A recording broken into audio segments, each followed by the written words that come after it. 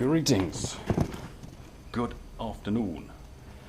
Whew, well, started a new job this week, so it's been a little bit stressful. But finally, this afternoon, I've got a chance to go out on the old banger and do some miles. Yeah, it's gonna be quite a nice sort of stress reliever, I hope. And it's middle of September. It's still 30 degrees. So yeah, let's crack on.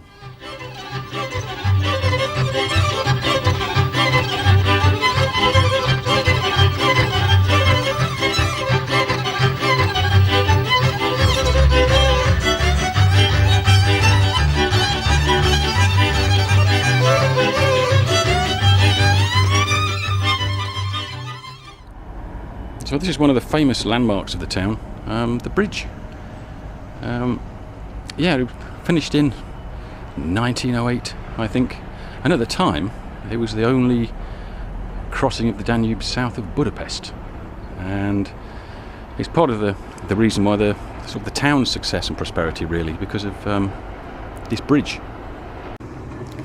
Yeah, and obviously that made it very strategically important during the war too. Most of the oil from Romania that went to Germany actually went across this bridge on the railway.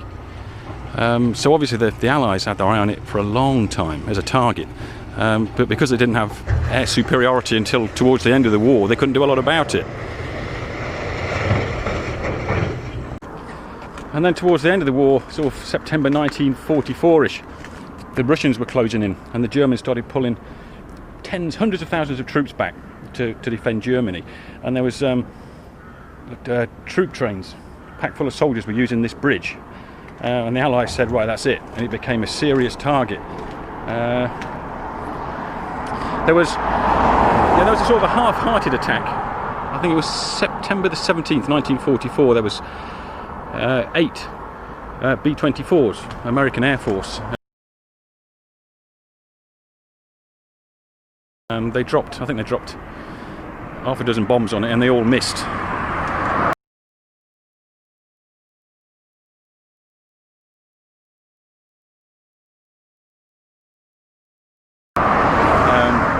But then they came back in force on the 21st of September. There was 2 waves of about 30 aircraft. The first aircraft was a P-38 Lightning. It dropped sort of smoke markers and flares to mark the target. And then the first wave of B-24s, they dropped about 75 bombs on the bridge. And then the second wave dropped 77 bombs on the bridge. And obviously it was completely obliterated.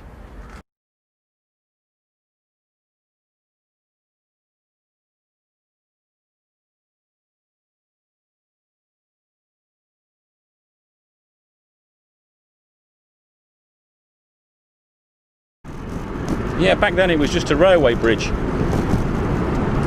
but the new version is a railway bridge and a roads bridge, as you can see.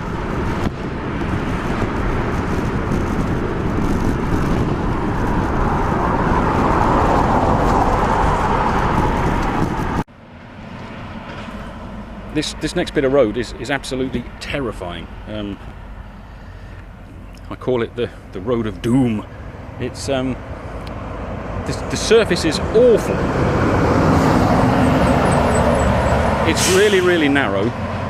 It's full of trucks, and it's undulating with dips that you can't see. And there's probably somebody killed on here at least once a week because they overtake and they don't see there's a car coming the other way in the dip until it's too late.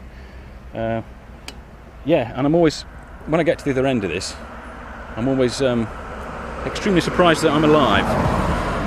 But here we go, you can experience it for yourselves.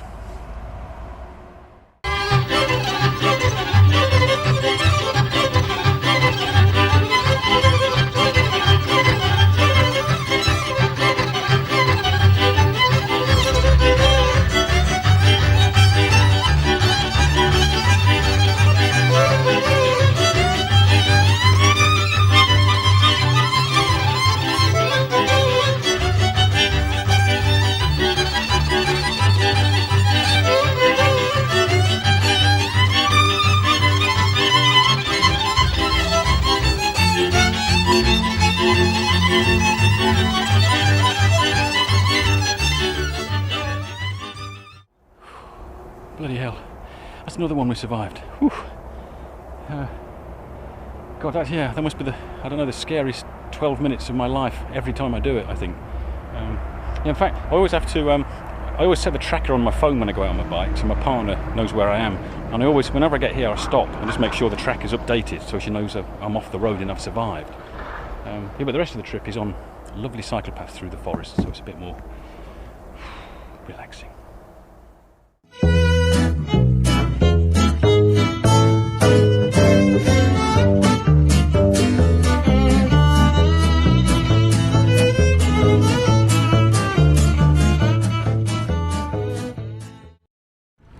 Yeah, the good news is that I've got the Cookie Monster jersey back. I bought it and the zip was completely destroyed and I was heartbroken. But I took it to the tailor in town and I got a new zip for about £4. So I was absolutely chuffed. So yeah, reunited with the Cookie Monster. And probably the first question people always ask me is, what the hell are you doing in Hungary? Well, it's a really long story actually. It's about 30 years long. I came here in 1991. I used to fly microlights. In fact, I was an instructor. I used to teach people to fly, and I ended up on the British microlight team. And there was a competition that was arranged for a village not far from here. And at the prize giving ceremony at the end of the competition, there were sort of local girls dressed in folk costume, you know, holding the Great Britain signs and the France signs and everything. And yeah, that's sort of how I first met my partner. And we were sort of together for a while, and then, you know, we both sort of got married and got on with our lives, and then yeah, and then we both sort of like got divorced, and then looked for each other on Facebook, and now here we are. So yeah, what's his name, Mark Zuckerberg, he's got a lot to answer for, I reckon. Yeah, but no regrets at all. Yeah, so this route, it's one of my favourite routes actually. I can normally get around in about 2 hours. Yeah, I think it's about 58 kilometres. And yeah, most of it is off-road like this in the forest, so it's lovely. A huge stag just ran across the track in front of me and ran in there, and I was too slow. And I know damn well he's in there looking at me now, but I can't see him anywhere. Where are you? Oh well, maybe next time. Well, okay, maybe not wildlife. We've got some animals. There's that, you know, that eagle sound that they always dub over the top of like spooky horror movies. I keep hearing it. There's one around somewhere, but I can't see it.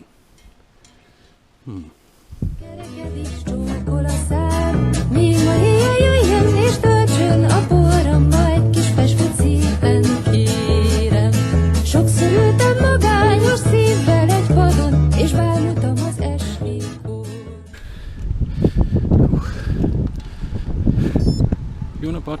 Hello. Well, there's something you don't see every day. Whew. It's hot, baby. Well, yeah, a bit of a breather, a bit of a stretch. We're actually under the M9 motorway at the minute. This is a new motorway, well, newish. And yeah, this takes us over the Danube again. There's a new bridge. It's slightly newer than the other one, and slightly less history. Well, it hasn't been bombed yet, but it does wobble quite alarmingly when you're in the middle of it and a truck comes over. It doesn't have wobble, but I'm sure it's supposed to do that. So yeah, we're going that way. Képzelje, hogy senki, de senki se vetett felém egy vagy kettő-három jó szó. Ám maga valahogyan úgy néz rám, hogy a szemem kerekedik, sókol a szám. Míg ma éjjel jöjjön és töltsön a poharamba egy kis pesküt szépen kérem. Ám maga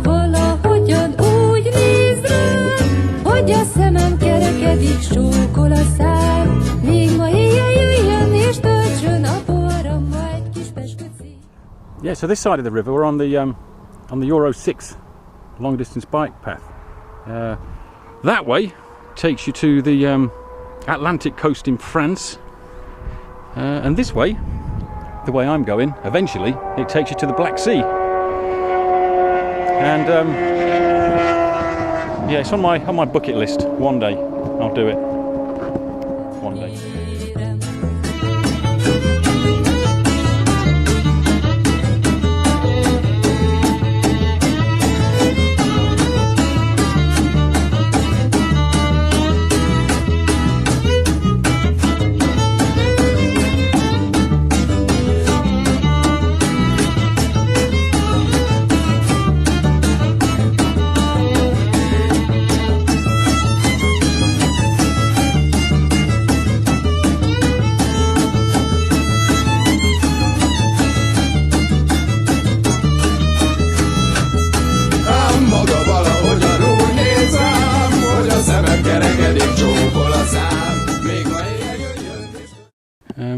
This is the old airfield flying club at Szekcsonad. And I mentioned the flying competition earlier, how I first came to Hungary. This is it. This is where it happened. This was the European Microlight Championships here, believe it or not. Long closed, unfortunately, which is a real shame. Yeah, the main runway runs sort of left to right. You can't see it because of the crops. If you check out the description, there's some links to some video I shot when I was here in 1991, and there's some aerial shots of the airfield here, and of the river and the forest, and of the bridge where we were first. So yeah, have a look at those, and it puts everything in a bit of perspective, really.